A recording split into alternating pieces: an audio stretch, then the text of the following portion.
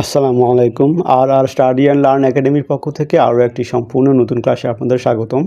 আজকে আমরা দেখব বাংলাদেশ পানি উন্নয়ন বোর্ড এর ঊর্ধ্বতন হিসাব সহকারী পদের লিখিত পরীক্ষার প্রশ্ন সমাধান। চলুন দেখে নেওয়া যাক। প্রথম প্রশ্ন হচ্ছে, নিচের শব্দগুলির বানান শুদ্ধ করে লিখুন, অর্থাৎ শুদ্ধ রূপে লিখতে হবে। বুদ্ধিজীবীতে এখানে জীবী বানানের হচ্ছে দুটোই দীর্ঘই হবে, বুদ্ধিজীবী।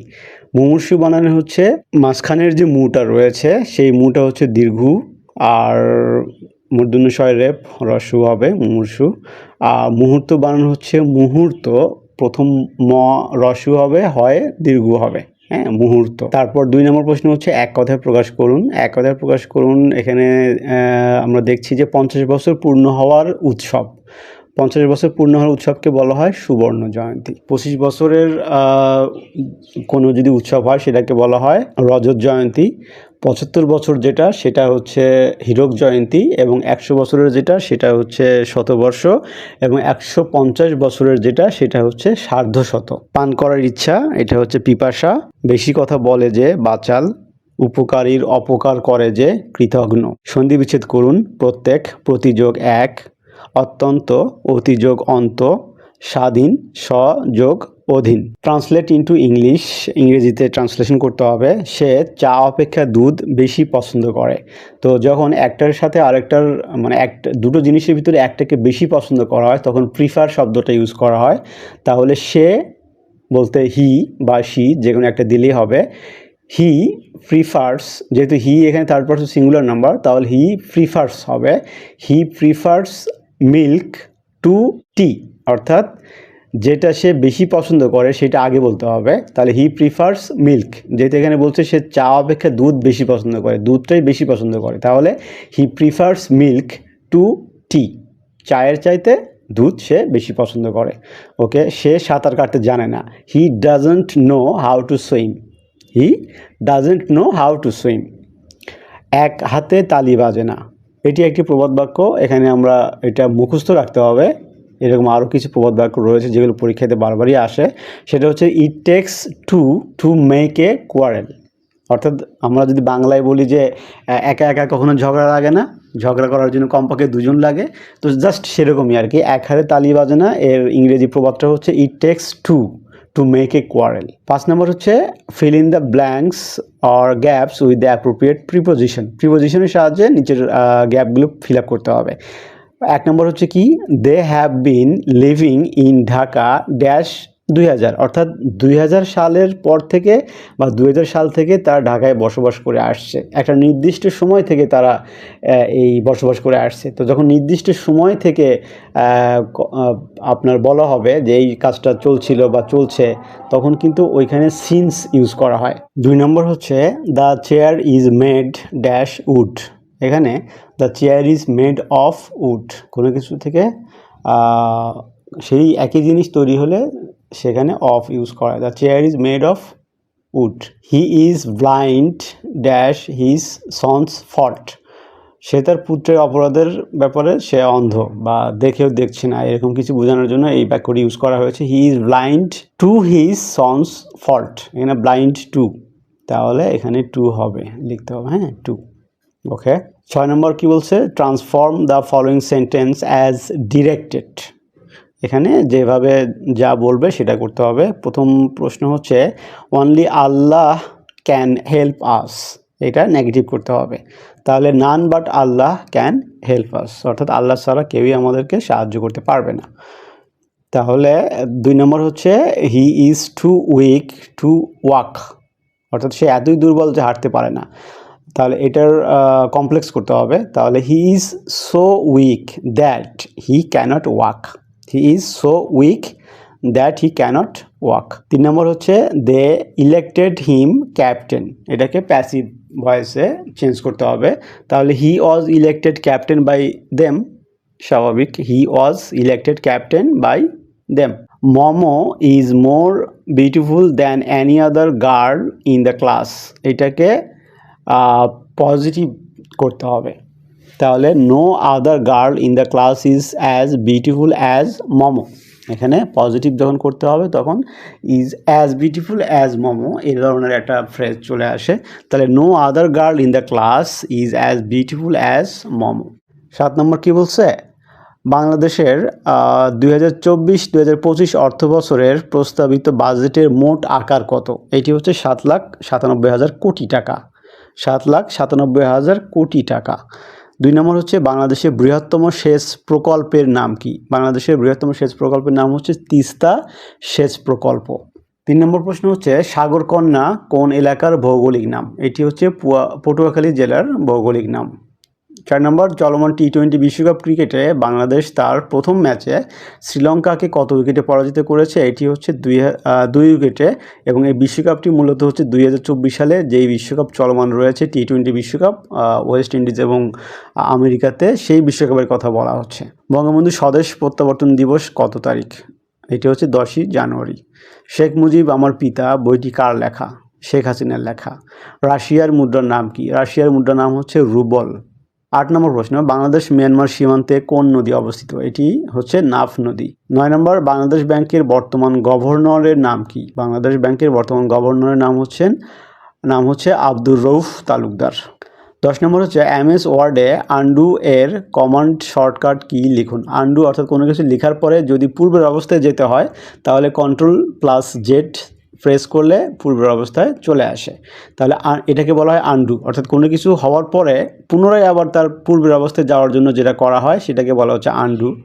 তো এটাই আন্ডুর জন্য আমাকে Ctrl+Z প্রেস করতে হবে। আবার আন্ডু করার পরে যদি আমি আবারও আগের অবস্থায় যেতে চাই, অর্থাৎ আন্ডুর আগে যে অবস্থা ছিল সেই অবস্থায় যেতে চাই, তাহলে আমাকে Ctrl+Y চাপতে হবে।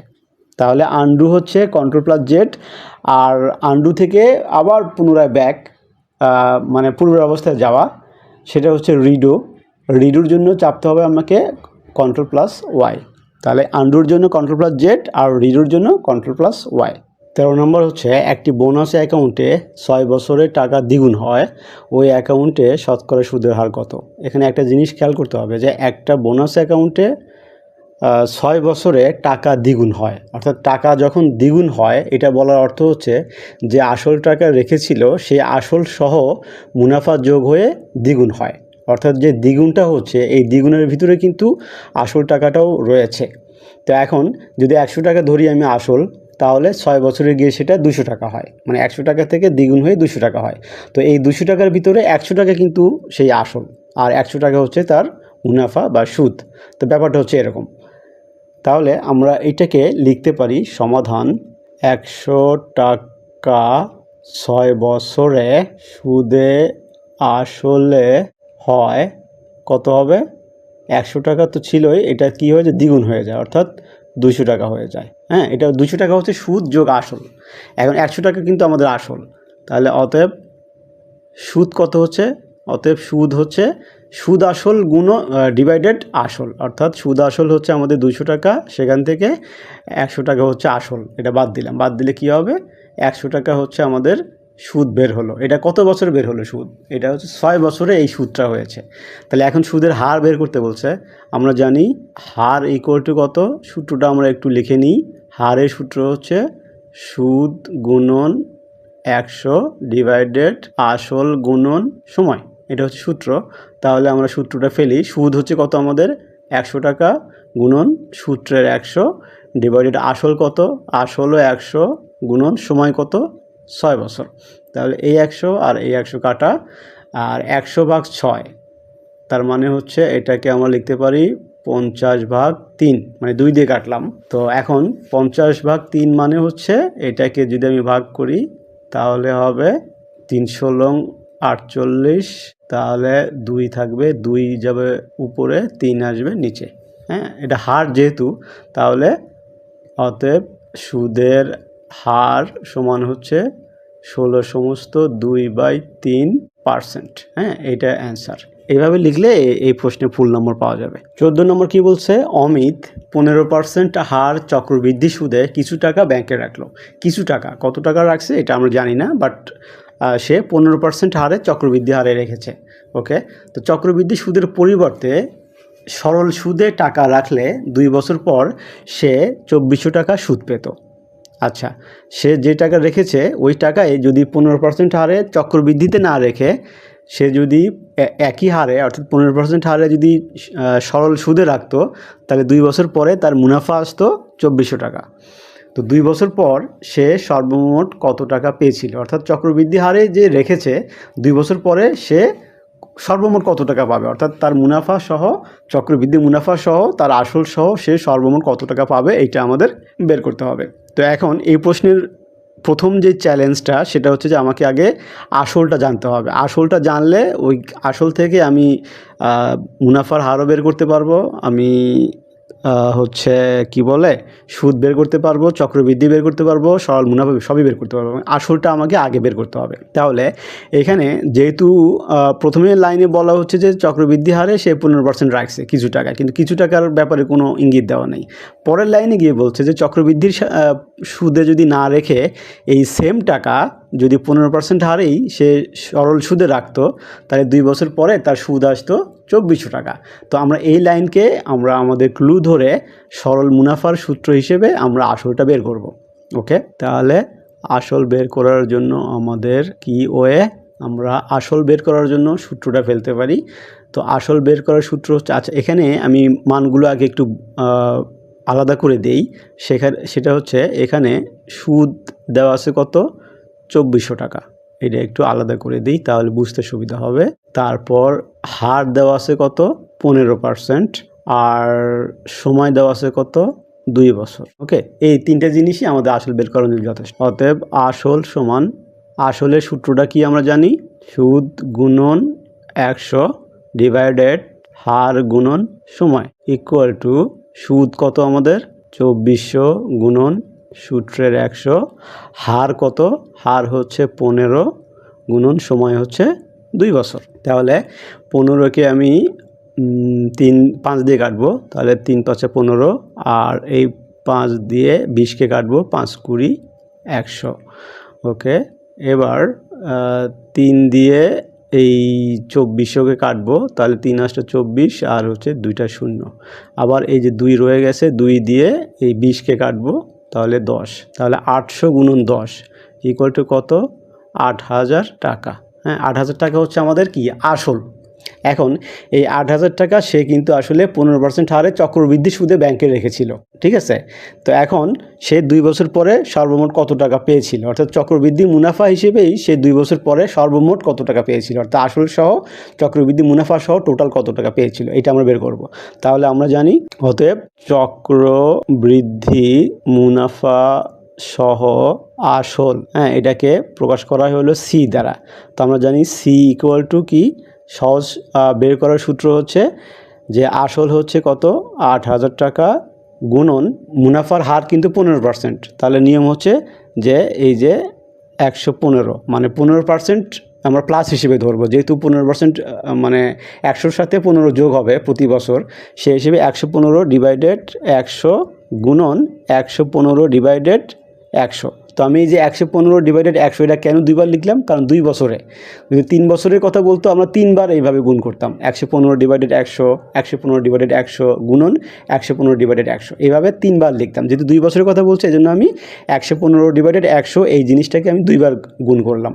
ওকে, তো এই যে এবার এই 20 আর এই যে 8000 20 কাটা, এবার 10 এই 100-র একটা শূন্য কাটা, এই 80 থাকলো, 80-র একটা শূন্য কাটা। ওকে, এবার যে 10 থাকলো, 10কে যদি 2 দিয়ে কাটি তাহলে 5, আর 2 দিয়ে এই 8কে কাটলে হচ্ছে 4। ওকে, এবার 5 দিয়ে এই 115কে কাটবো, কত হবে 23। তাহলে এখন যেটা দাঁড়ালো সেটা হচ্ছে কত, এখানে 4 গুণন এখানে 115 গুণন এখানে হচ্ছে 23, সবগুলো গুণ করলে কত হবে, 10,580 টাকা। এটা সে 2 বছর পরে তার আসল ছিল 8000 টাকা, তার সাথে আরও 2580 টাকা চক্রবৃদ্ধি মুনাফা হয়ে টোটাল 10,580 টাকা সে পেয়েছিল। এটাই আমাদের সঠিক উত্তর, প্রশ্নের অ্যান্সার। সবাইকে ধন্যবাদ ভিডিওটি দেখার জন্য।